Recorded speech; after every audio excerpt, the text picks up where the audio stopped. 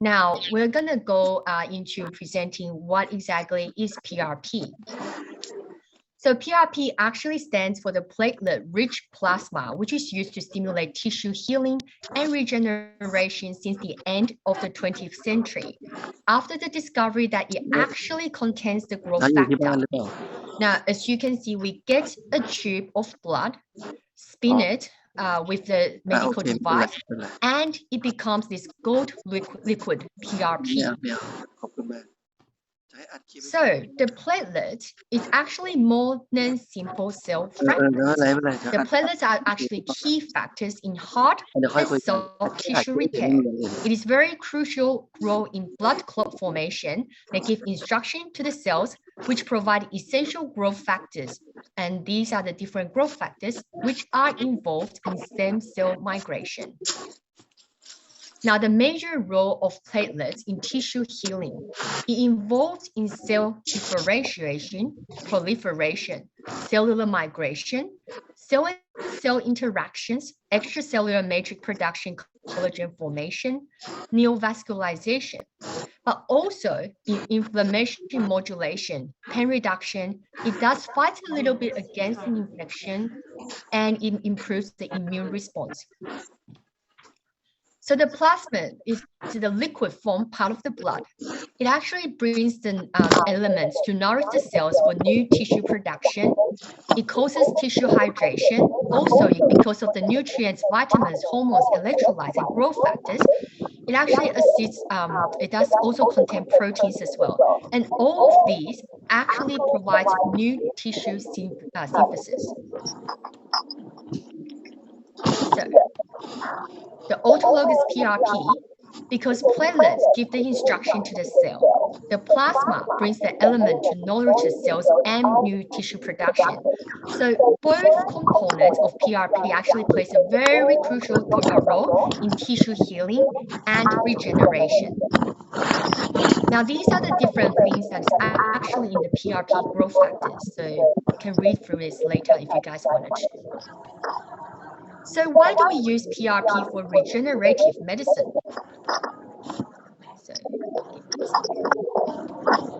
So the PRP and tissue regeneration, because it gives instruction to the cell, as I said earlier on, it brings both components of so like nourish the cell for new tissue production. Also, this is just a diagram of all the mechanisms that goes into tissue regeneration and tissue remodification. Now, with the PRP, why do we really use it in the regenerative medicine? It is because the PRP actually accelerates the healing process. So it shortens the times of hemostasis, inflammation, improves regeneration, and remodeling.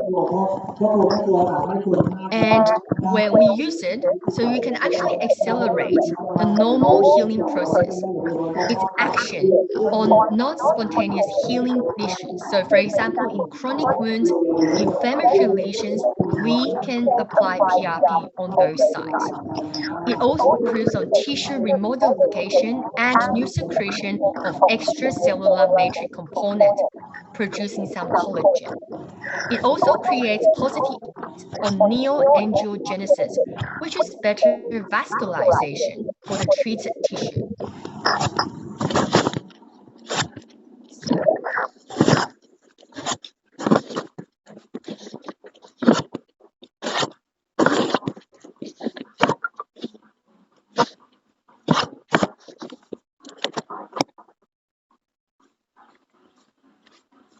Efficacy, like we said earlier on, is actually manufactured in Switzerland in good manufacturing practice condition. It's sort of pharmaceutical grade, biocompatible components. It's got the certificate and notified body. Now, the safety, as you can see, it's a closed circuit system, and it is biocompatible, non-pyrogenic components.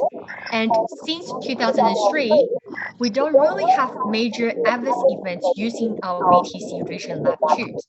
Only transient inflammatory reaction that sometimes is what we desire using the PRP.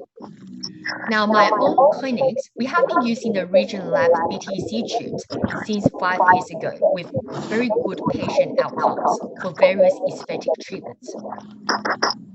So let me show you how and what the BTC tube looks like. The very basic BTC device tube looks like this.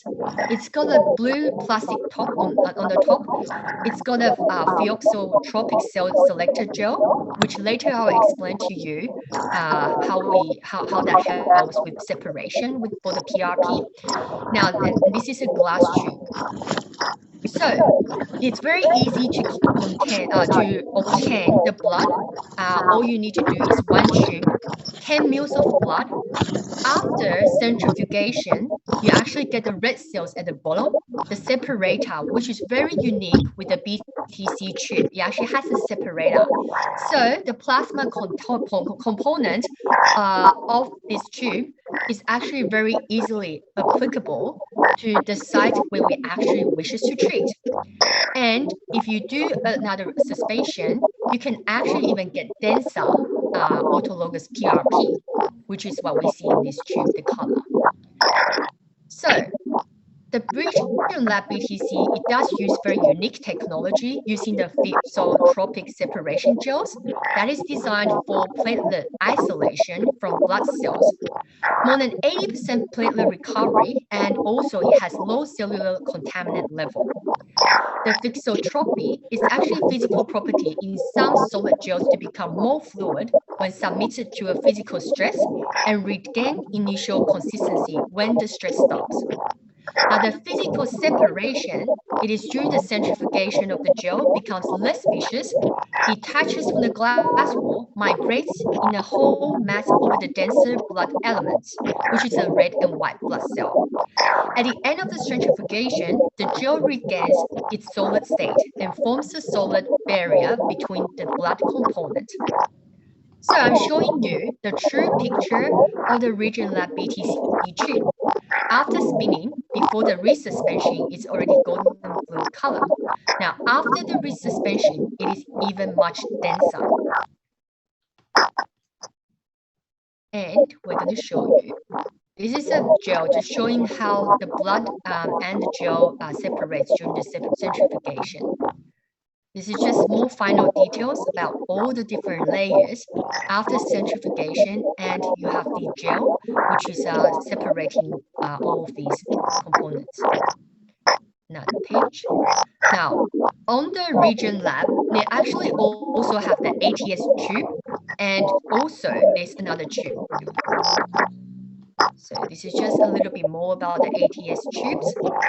It's prepared again using the patient's own blood as well. It's got activated autologous thrombin. Now this is used in different sort of like treatment methods. So that's if you have any questions, please do contact one of our Regen Lab technicians for more information on this. So this is the Regen Lab second type of tubes. And they also have this one, which is a HA collagen one. This one is more used for preparing a cellular matrix treatment. Now, this one, you have to talk to the rep more for more information, as we don't necessarily have it in Australia. All right. So, moving on. How do we prepare PRP for aesthetic treatment? I think I briefly talked about it, but we're just going to show you pictures so it makes it much clearer. So basically with the Regen Lab sort of like kits, you actually have a butterfly needle, you withdraw it using the vacuum, and all you need is actually one tube of the BTC tube to create into this, to put it into the centrifuge, and do a suspension between 5 minutes.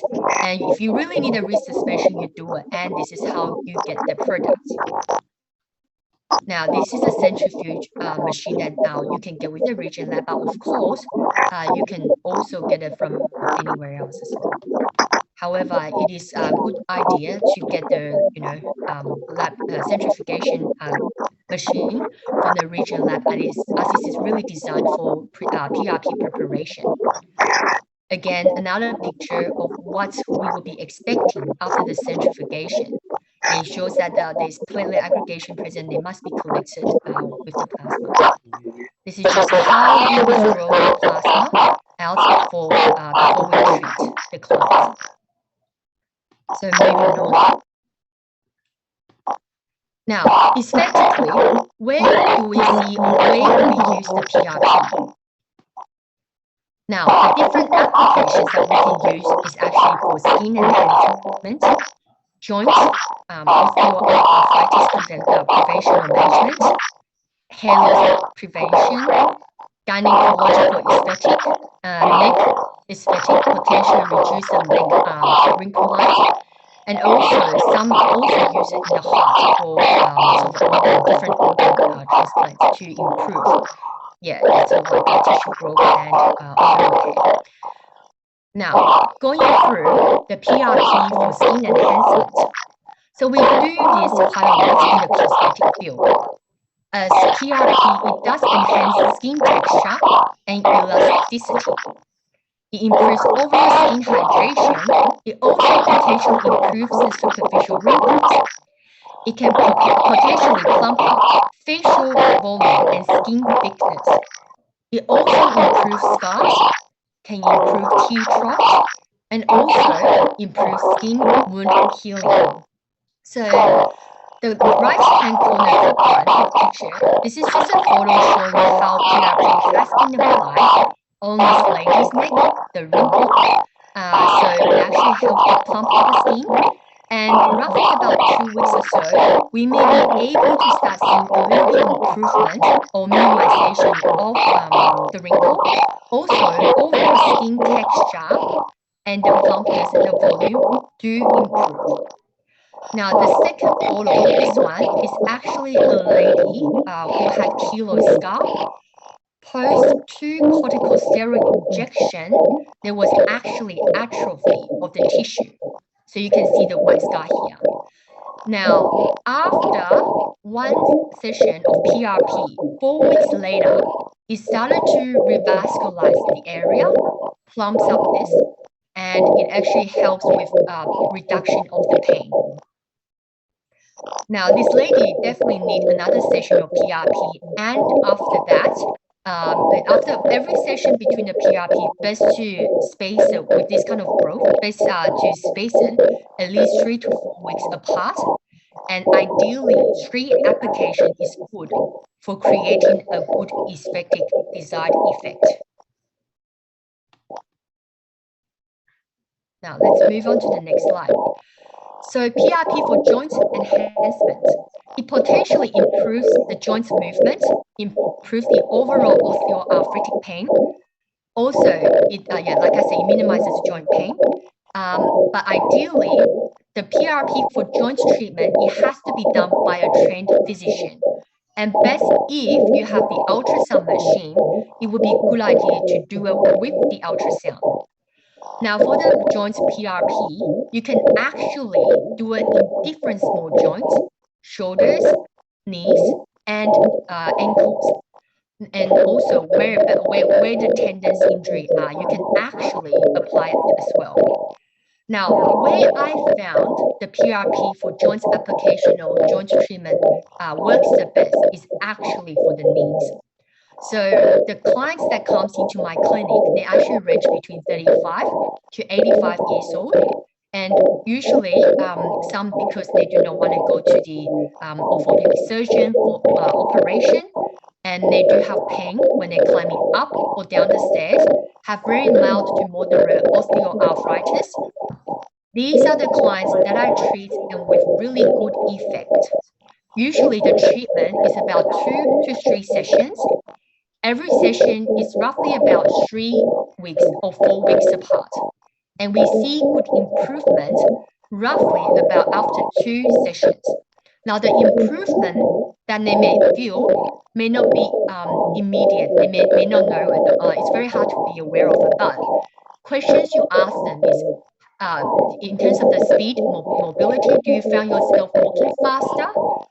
Do you feel your walking or mobility is actually more ease, less pain? When you walk up or down the stairs, does it cause you any pain improvement? And also, some people, because of osteoarthritis, they actually wake up in the middle of the night. So the other indicator is, do you ever wake up in the middle of the night after you have the PRP injection? And those are the different things that you can ask the clients or patients to check whether the PRP has improved or not. And do tell them that sometimes it may be expected, that the healing rate does vary for people. Some works immediately, like for myself, mine was pretty much within 1 week, my osteoarthritis improved, but some may take about 2 to 3 weeks to see the good or improvement. All right, moving on to the next effective application. So PRP, in our clinic, we also use it for the hair loss prevention.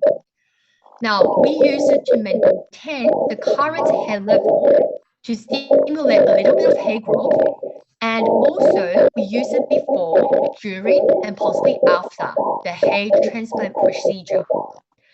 So what you typically see is you can use PRP injection into the scalp area where the patient is actually having hair loss. Now, after 2 to 3 weeks, they should be, or they will be, a little bit of hair growth, and the density may improve over the next 3 to 6 weeks or so.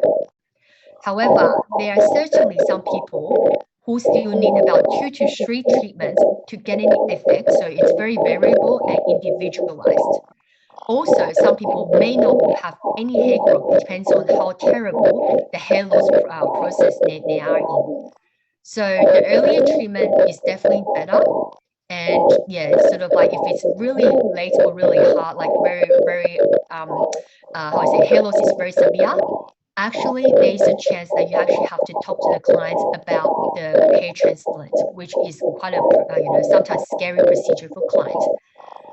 Now, the PRP for hair prevention, hair loss prevention, in our clinic, I use it for women, usually postnatal, where the hormonal changes and postnatally have actually affected them to lose a patch of hair.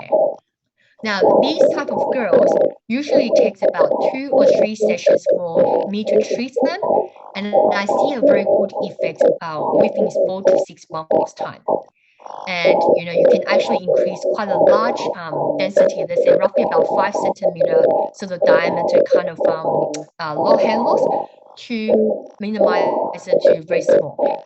However, with the PRP for hair loss prevention, you do have to tell the client, apart from using PRP, there are also adjunct treatments required, such as reduced stress, dietary improvement, hair supplement diet, supplement vitamins.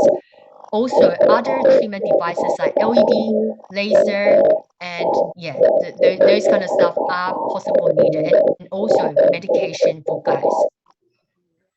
Now, next one, you can see with this is just to show that with the PRP, we do inject it into the hair scalp. We do use it just slightly before the harvesting and sometimes post graft. So it all depends where and how, and also you just need to make sure the client's expectation is there, and you actually need to discuss with the patient how and what you're treating them with. All right, next. PRP for gynecology effective treatment. Now, this may not be commonly discussed, but I found this pretty good for the women. And it helps to provide improvement for the inner vaginal dryness, also for labial wrinkle or dryness prevention. Now, these are sort of saying potentially how it can improve, because with women, especially after menopause, they can have dryness, burning, irritation around the genital area. When they have sexual intercourse, they may have lack of lubrication, discomfort, pain, or impaired function. This one is harder to treat with the PRP, so we'll move on to that later.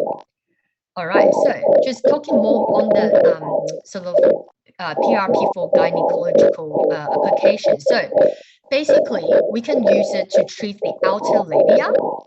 And for women who are starting to become, sort of like more than 30 to 35 above, sometimes because of hormonal change, the labia actually shrinks up. So with the PRP, it actually helps to plump it up, brings back the youthful appearance, and because when it's plumped up with volume, when they have intercourse, it actually reduces the pain and reduces the friction. Now, inner treatment is even more trickier. It does require a more specialized physician who are more skillful in doing the genital internal checkup like pap smear stuff. So with that, you actually apply within the vaginal entrance and around the inner vagina. And that actually helps to grow a little bit of tissue to make it tighter, revitalize the area, revascularize the area, and also brings back a little bit of sensation by doing some nerve and tissue repair for the genital area. And then after 2 sessions, patient may find themselves with more, so like an improved lubrication down there when they're having intercourse. And so far, we treat many girls and ladies before menopause and also during menopause. And at the moment, I do have good success with that. But it does take a few sessions. You do have to tell the client few sessions. And the inner vaginal treatment, it is a little bit painful. So it's not too pleasant. However, a lot of the girls can cope with it, and also it does do improvement for their sex life. Now, with the PRP, the same as any medication or treatment, it is not without side effects or contraindications. So these are something you do have to share with the client. When we do the PRP injection, now there is possible side effects of pain, swelling, bleeding, redness, irritation, and ecchymosis. So bruising. So these are expected with any procedure. The contraindication, there are lists of these, but mainly we don't do it in pregnant or lactation women. We don't do it in patients who have autoimmune disease, those who have cancer, who have infection, temperature, those who are using corticosteroid and unwilling to receive patients who are unwilling to accept risk or pain, and also if there is actually local infection at the site of procedure. So these are and also platelet dysfunction syndrome. So these are all the contraindications that we would like to make sure we screen the patient for before we commence it. Now, with these, just some studies about the PRP. So this brings to the end of my presentation. And does anyone have any questions about the PRP at all? It's very brief and simple. However, like if you need more details, definitely consider to talk to one of our reps on site, the Regen Lab, so they can provide you even more proper studies and the booklet. We have a big research booklet that you can flip through to see all the different effective application for the PRP use. All right, so any questions, anyone? Yes, there is one question. Can you just come out? Yes, please.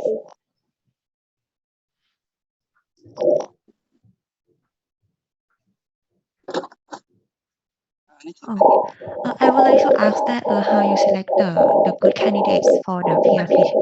Yeah, so I can see there's one question about why is PRP contraindicated in lactating mothers? Now, I believe the PRP injection is actually local. It doesn't do any harm to the baby or the mom.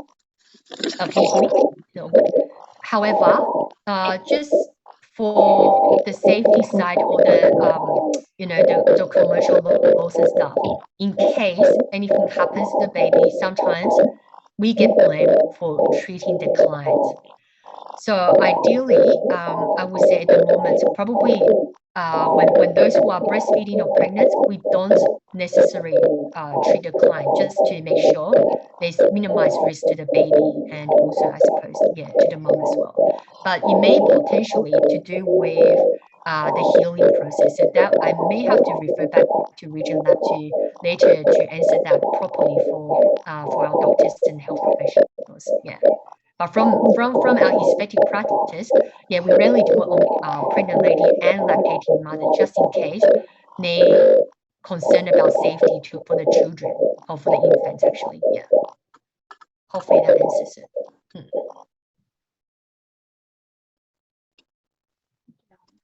Any other questions? Regarding the PRP for the joint enhancement, after the improvement, do you recommend any maintenance regimen? Yeah.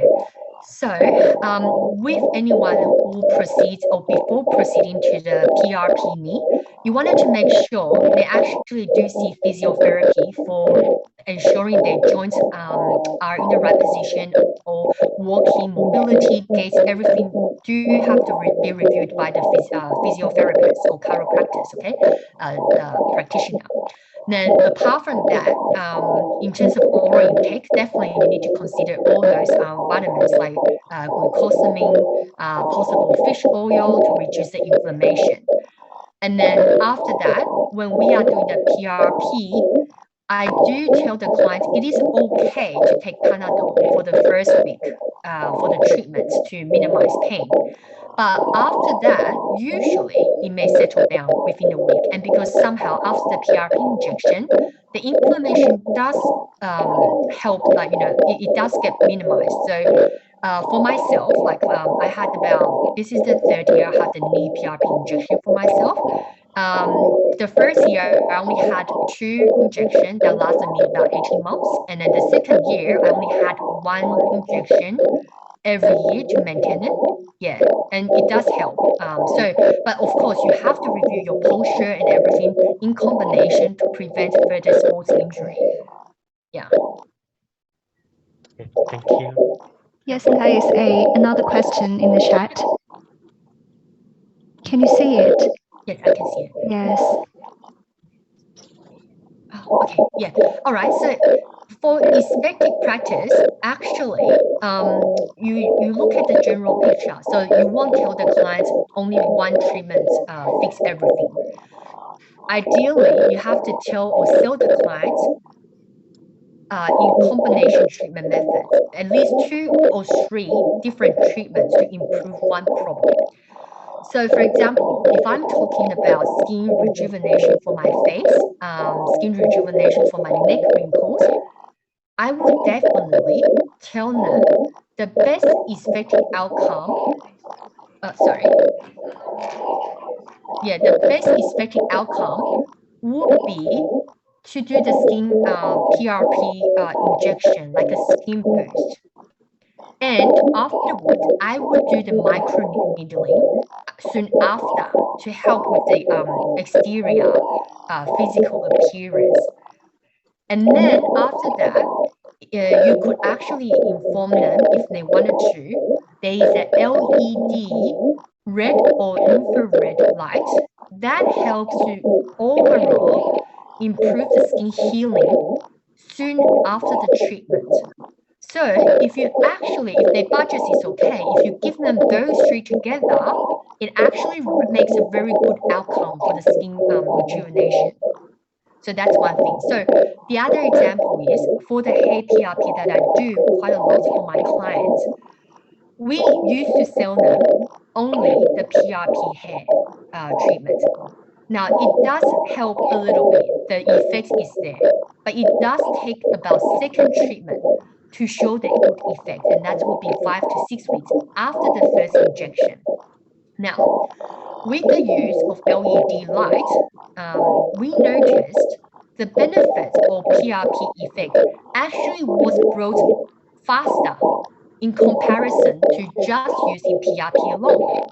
So when we use PRP for hair loss treatment in conjunction or combination together on the same day of the PRP injection with the LED, the hair growth density actually comes out 3 weeks after the PRP injection. So that's 2 weeks faster.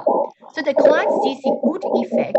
They believe in what we say and present, and they are actually very, very happy with the treatment outcome. They trust you more. But of course, you need to inform them with any aesthetic treatment, that there are progressive losses. So like as in you have to manage it progressively. Like they for example, progressive hair loss, you still need to make sure you do maintain that regimen, diet, any hair loss prevention, medication, things like that. You still have to maintain those to reduce the hair loss progression.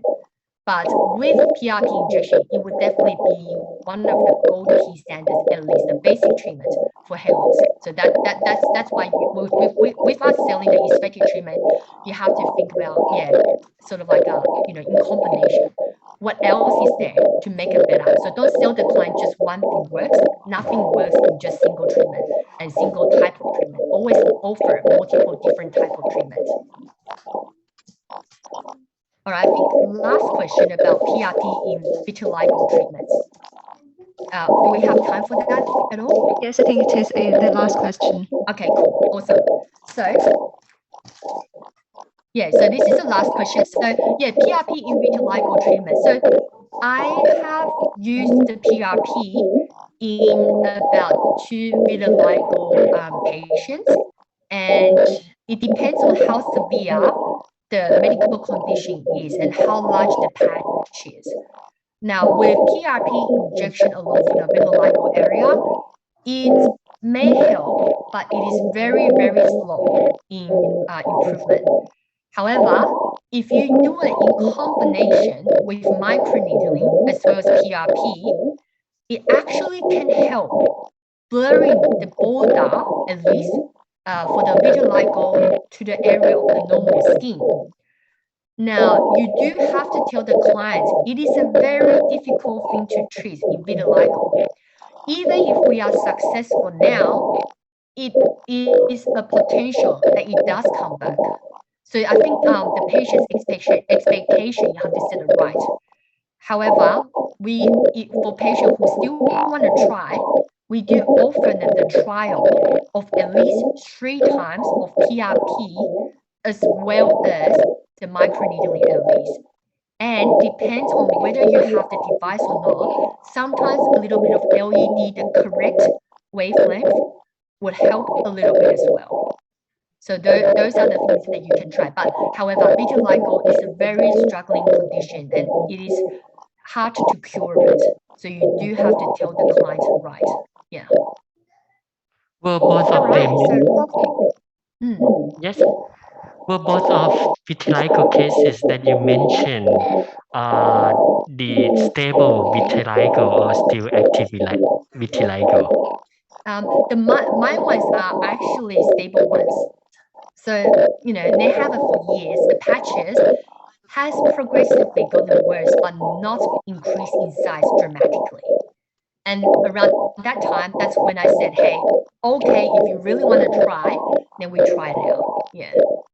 But I do tell them, I do share with them, for the cost that we are spending, if it is worth their while, they really have to think about it. Because, with PRP and microneedling and LED light, for 3 times, we're looking at 2,500 Australian dollars. So for a small patch of area, I do share with the clients about, the money effectiveness as well, the spending effectiveness. So it's only if they're still very concerned about that patch, then definitely we'll go ahead and do it. Yeah. Yes, thank you very much for your talk and answer. Yes, thank you so much. So this is the end of this session, and I think we have another 5 minutes break until we continue with the next topic. Thank you. Thank you. Thank you. Bye.